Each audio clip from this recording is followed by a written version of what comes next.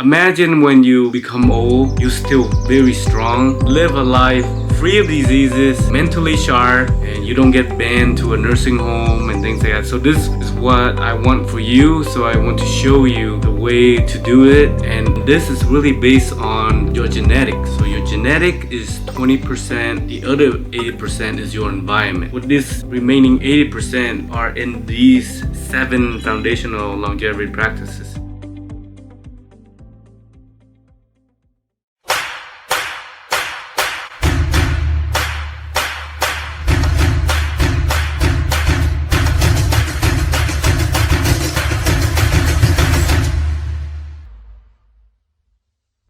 Hey, this is Kent, longevity author and coach. And speaking of author, my book is coming out soon, and it's gonna talk about the foundational longevity practices that I come up with.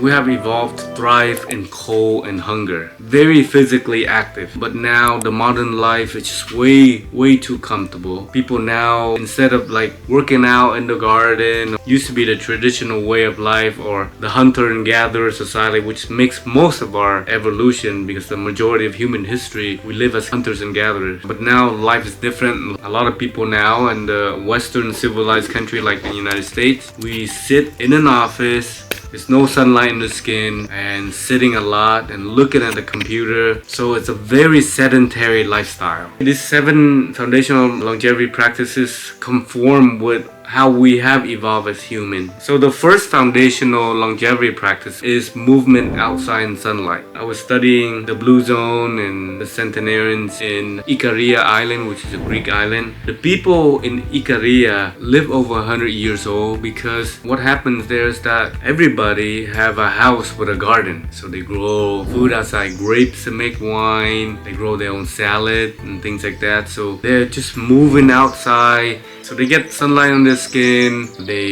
eat healthy natural food, breathe in the air because it's an island, good air quality, not polluted like in the city, less chemical and things like that. So movement outside in sunlight is very important because when sunlight hits your skin, you get energy, you got vitamin D. The vitamin D is more like a hormone, and you know how hormone is to a human body. It's very important. It affects your mood, it affects how your body rebalances and things like that. So examples are like you jog outside in the morning, or you walk outside in the morning, whatever you can do, playing sport, or you have a laptop, like I have a laptop. I would work standing outside and get some light in my skin at the same time. You can bring your computer outside to this lake. You see my setup right here? So that's a form of movement outside in sunlight, though it's not heavy movement, but so much benefit than just sitting in an office. So as you notice, if somebody gets sick, other people get sick because of the air quality just flows around the office. So whenever you can, be outside in the sunlight. It's really good for you. And if you think that you can just pop the vitamin D, it's not the same. I mean, you got nature providing you natural stuff versus the scientist that comes up with these little vitamins. You can't compare. The second one is a determined mindset. So for example, I plan to live to 125 years old, and that's mindset. I'm determined to live that long. I have the will and the power to achieve that, and I practice these 7 foundational longevity practices that's gonna help me get there. I'm not gonna give up easily until I reach a centenary age, a super centenarian age, because I know the science and what I've observed in the blue zones, it's possible to achieve it. You just need to know how. More importantly, you practice them on a consistent basis. People who are centenarians are not just, they have a certain belief. The centenarians I interview in Costa Rica, they attribute their lifelong health to God. Like God gave them a long life. That's also like a mindset. You attribute power to a higher being. So there's this will that I want to live a long time because I want to help people live healthier lives and not have to suffer diseases like dementia. It's not just the person who's dying, suffering, but it's the family members who also suffer from losing the loved one so early. You gotta be mentally strong and willing to practice it. Not necessarily working hard, but just practice it consistently. Since there are 7 here, you can choose the one that you like to practice. You don't have to practice all 7. Pick a few that you like and do it consistently. That shouldn't be hard. Foundational longevity practice number 3. Hormesis. Hormesis is a scientific term. It means stressing out your body, but not your mind. Okay, so stress out your body. So one good way of stressing out your body is a workout, right? You lift something heavy, that stresses out your muscle and it builds your muscle. And one thing about building muscle, which a lot of people don't know, is that every year you lose muscle mass. And you can see somebody who's old, right? Very frail, no more muscle. At this rate, I'm 45, but I think that when I'm double my age, 90 years old, I still have muscle. So because I consistently work out, and when you have muscle that ties to your bone, then it's very strong. So even if I fall and injure, I will recover very quickly thanks to the muscle that I have. So another way that you can practice easily is take a cold shower in the morning. I know it's uncomfortable, but with practice, it's not hard. Just help us become stronger. Our immune system is tougher, and it slows down the aging process. Another good example of hormesis is intermittent fasting. So I eat once a day. Every 3 days, I would intentionally break up that. So I eat like 2 times a day, just so that my body doesn't think I'm in survival mode all the time. Trust me, I would like to eat all day long if I could. But eating only once a day brings so much benefits. For example, it slows down the aging process, and I want to look young, I want to look handsome. These practices don't bring just one benefits, they bring a lot of multiple benefits to your intelligent body. It knows how to heal if you give it a chance to heal. Otherwise, like the way people are living a sedentary lifestyle, eating like 3 or 4 times a day, eating the wrong food would contribute to chronic diseases. That's gonna be a problem down the road. A little bit discomfort now, but in the long run, you'll have so much energy. It's just so much benefit. Look younger, feel. Who doesn't want to look younger and feel good, right?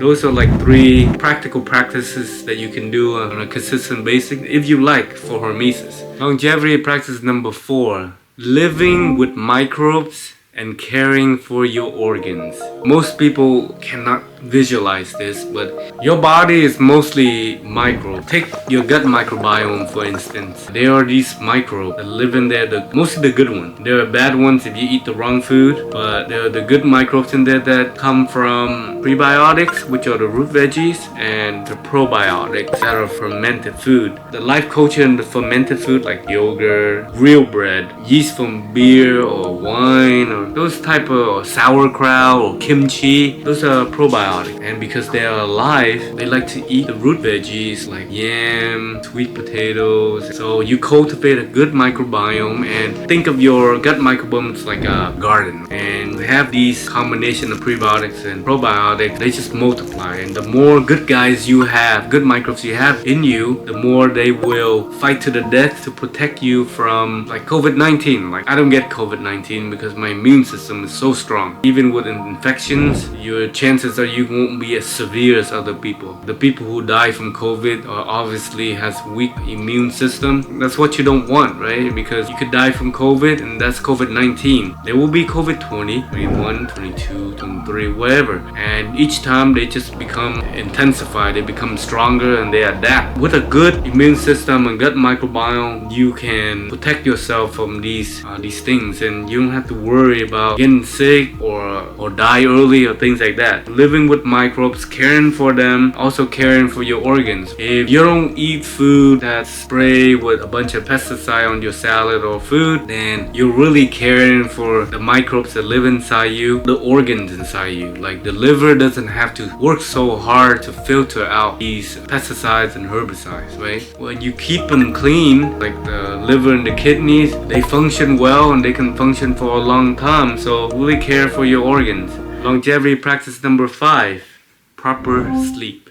This one, I feel like it's the easiest to do, and it's also the hardest to do. We are so distracted on cell phone, binge watching on Netflix or on the internet, playing games or things like that, right? We don't go to sleep early than we should. Like the best time to be sleeping is at 9. There are 4 deep sleep phases. They start from 9 to 11. The first phase, 11 to 1, 1 to 3, and 3 to 5 a.m. So that's the best time to be sleeping because because they are the times where your body, your hormones rebalances, your emotions get rebalanced, all the internal organs, they work properly and things like that. The microbes that live in you, they have functions, they have things to do. Like if it's in the morning, they do something. While you're sleeping, they do something else for you. But if you start sleeping at 3 a.m., then you probably only get in the last phase of deep sleep, if you even get to the deep sleep. So you're missing out on a lot. Just practice sleeping earlier and early, like starting to sleep at 2:45, and then when you get used to that, 2:30 a.m. and then eventually get down to, if you can't do 9 a.m., I understand, life is life and you got social functioning, and you can do, like, if you sleep consistently at 9 p.m. every night, or there are 2 nights a week that you can break that and sleep late. The key thing here is consistency. You get most of the benefits from practicing them consistently.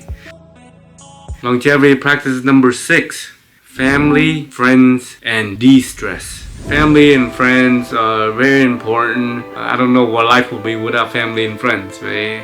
I'm here with visiting my friends and I'm just so happy being with them. And also de-stress. If you live in a life of fear and worry about things that you can't control, it would be very bad for longevity because you constantly stress out about things. So, enjoy life, and one of the best way to de-stress is be grateful for what you already have. I just lost my phone a couple of days ago and I can't undo the past. I can't go back in time and not lose the phone, so I can only accept it. I just learned that in the future I just gotta be more careful. But I'm not gonna stress out about it. Stressing out about losing a phone won't do me any good, but lesson learned will do me a lot of good, and just move on, move forward, not live in the past. So that's one good way to de-stress and relax. Foundational longevity practice number 7: moderation and self-discovery. If you know you're doing too much of something, or if you stay in too late, well, try to moderate it and just stay up late only 1 or 2 times a week versus all 7 days a week. Don't overeat too much, otherwise you might gain too much weight, or it just depends on your body and body type. Each person's different. Another example of good moderation is, I know some Filipino people, friends with, because life is hard and they work late at night and they do work multiple jobs, and their body is like 2 or 3 times their weight size. The reason being is that they don't get enough sleep, and their sleep is not even proper at the right time, so they gain all this weight and they barely eat anything. Work to a certain limit, but don't overwork. Give the body time to rest. The self-discovery. If you are allergic to, let's say, cashew or peanuts, that is really good. There's no bad thing about it. That's your body telling you that your body cannot accept cashew, which is classified in the same family as poison ivy. I didn't know that. I used to make that mistake. I love eating cashew, by the way. It just tastes so delicious, but I didn't know that it's so bad. But my body is not allergic to these type of the peanuts or the cashews. I didn't know any better. But if your body is allergic to something, or you're bloating after eating certain food, try to listen to your body and discover which food and works for you, makes you feel good, and which food doesn't make you feel good, and eliminate the ones that don't make you feel good. There's so much food to choose from, but one thing I want to point out is when you choose your food, please choose them wisely. By that I mean pay attention to the source of the food, so that you don't accidentally eating chemicals, pesticide, herbicides, or food from corporations that raise cows, pigs, and hens. They're confined to one area. They don't get to move around. They're fed with corn to make them, fatten them really early, very quickly. When they get sick, they get provided with antibiotics. So if you eat the meat or fat from these animals, so unfortunate for these animals, you're actually inadvertently eating the antibiotics that are in the fat and in the body. Another thing about eating meat, by the way, don't eat too much meat. You see the people who have with heart attacks, and that's from eating a lot of meat and fish or animal protein. When I visit the different blue zones, I noticed that these centenarians, they don't eat meat often. They would eat meat once a week or very little meat each day. Very, very little. The takeaway takeaway here for these foundational practices is that, observe your body, try to practice whatever you can that you like. You don't have to do all 7, but I do all 7, and I'm a good example. I practice them all. I know how it works. I experiment with them. I go around the world observing centenarians and read a bunch of books, write my book. I know how they work, and so I'm advocating them. The key is consistency.